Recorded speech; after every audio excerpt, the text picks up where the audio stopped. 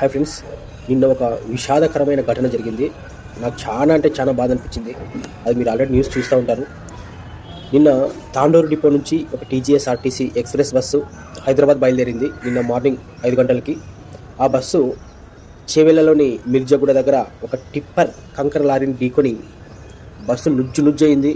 ఆ బస్సు నడిపినటువంటి ఆ డ్రైవర్ అయితేనేమి, ఆ టిప్పర్ డ్రైవర్ అయితేనేమి ఇద్దరు నుజ్జు కావడం జరిగింది. వాళ్ళిద్దరు డ్రైవర్ల నిర్లక్ష్యం కారణంగా జరిగినటువంటి ఈ దుర్ఘటనలో ఎంతోమంది అమాయకులు, దాదాపు 20 మంది ప్రాణాలని కోల్పోవడం జరిగింది. అదేవిధంగా ఎంతోమంది గాయపడ్డారు. వాళ్ళ బాధ, వాళ్ళ రోదనలు ఆ న్యూస్ చూస్తుంటేనే అసలు కళ్ళు చాలా అంటే చాలా బాధ అనిపిస్తుంది. ఇంకొకటి అందులో ఒకే కుటుంబం నుంచి మన రీసెంట్గా అక్టోబర్ 17న వాళ్ళ అక్క మ్యారేజ్కి వెళ్ళి ఒక ముగ్గురు అమ్మాయిలు, ఎల్లయ్య గౌడ్ అనే ఆయన ముగ్గురు కూతుర్లు హైదరాబాద్ సిటీలో చదివేవాళ్ళు. మార్నింగ్ ఆయన ట్రైన్ ఎక్కిద్దాం అనుకున్నారంట, కానీ ట్రైన్ మిస్ అయిందని బస్కి ఎక్కించాడంట. వాళ్ళు కూర్చోవడం కూడా డ్రైవర్ బ్యాక్ సీట్లోనే కూర్చోడంట. ముగ్గురు ఒకే కుటుంబానికి చెందిన ముగ్గురు అమ్మాయిలు చనిపోవడం జరిగింది.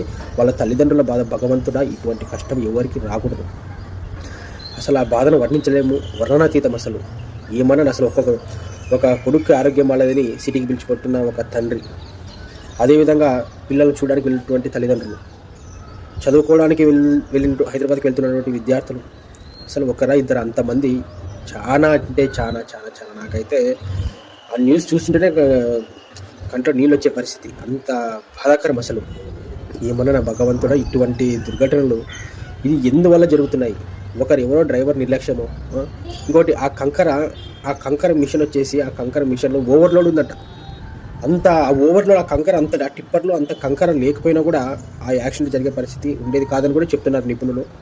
ఓవర్లోడ్ ఉండడం వల్ల ఆ బస్సు వచ్చేసి మన టిప్పర్ డ్రైవరు వాడు రాంగ్ రూట్లో వచ్చి ఈ బస్సు దాన్ని ఢీకొని అసలు నుజ్జు అసలు ఆ వీడియోస్ కొన్ని ఫొటోస్ ఇంత ఘోరం. అసలు భయం అయితే చూస్తేనే అసలు ఇవంతా అసలు ఈ మధ్యకాలంలో బస్సు యాక్సిడెంట్ అనేవి ఎక్కువ చనిపోతున్నాయి. ఎవరి నిర్లక్ష్యం అనేది అది భగవంతుడికే తెలియాలి. ఇటువంటి విషయాలపై కూడా ప్రభుత్వ పెద్దలు కూడా ఒకసారి ఆలోచన చేసుకోవాలి. మొన్న జరిగినటువంటి కర్నూలు బస్సు దుర్ఘటన అయితేనేమి, అదేవిధంగా ఇంకొక చోట కూడా బస్సు దుర్ఘటన జరిగింది. అసలు కొంతమంది డ్రైవర్లు వాళ్ళ నిర్లక్ష్యం కారణంగా ప్రయాణికులు ఎన్నో ఆశలతో మన గమ్యస్థానాన్ని చేరుకోవాలి అని చెప్పి ఉద్దేశంతో బస్సులు అయితే సురక్షితం అని చెప్పి బస్సులు ఎక్కితే ఆ బస్సు డ్రైవర్ ఒక్కటి చేసి నిర్లక్ష్యం కారణంగా ఎంతోమంది అమాయకులైన ప్రాణాలు గాల్లో కలిసిపోవడం జరుగుతూ ఉంది.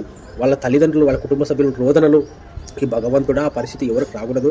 నిన్న జరిగిన చేవెళ్ళ దుర్ఘటన అయితే మాత్రము ఘోరము. అసలు కొద్దిగా అది చూస్తే మనకి కంట్లో నీళ్ళు గారిపోతాయి. అంత ఘోరంగా ఉంది పరిస్థితి. ఇటువంటి పరిస్థితి ఎవరికి రాకూడదు. ఇంకా దానికి ఆ తల్లిదండ్రుల బాధలను ఎవరు తీర్చలేరు కూడా. దానికి ఏమనేది ప్రభుత్వ పెద్దలు కూడా దయచేసి ఆలోచన చేయండి. ఈ ఫ్రీ బస్ పథకం అనేది కూడా ఉండాలా వద్దా? ప్రైవేట్ బస్సులు వాటికి కూడా పర్మిషన్లు ఏ విధంగా ఇవ్వాలా వద్దా అనేది అధికారులు కూడా దయచేసి ఆలోచన చేయండి.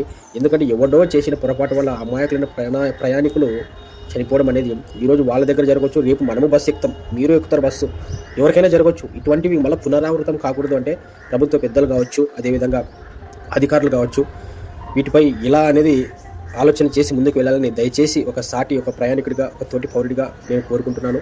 ఇటువంటి దుర్ఘటనలు అయితే మాత్రం ఎప్పటికీ జరగకూడదు. అది ఆ సంఘటన నిన్నది ఇప్పుడు ఒక యూట్యూబ్ వచ్చినప్పుడు చూస్తే కూడా అసలు ఒకే ఇంట్లో ముగ్గురు చనిపోవడం అనేది ఎంతోమంది ఒక్కొక్కరిది ఒక్కో రీజను.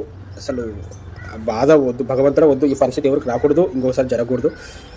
బస్సులు ఎక్కేవాళ్ళు కానీ ఇంక మనము ఎక్కుతాము, మనం ప్రయాణం చేయాలని చెప్పి ఆ విధంగా జరుగుతుందని మనం ఎవరు ఎక్స్పెక్ట్ చేయలేము. మన రాత అనుకోవాలి. కానీ భగవంతుడా దయచేసి ఇటువంటి జరగకూడదు. మీరే అందరినీ ఆశీర్వదించండి. నేను ఇంతకంటే మాట్లాడలేము, ఎమోషనల్ అయిపోతాను.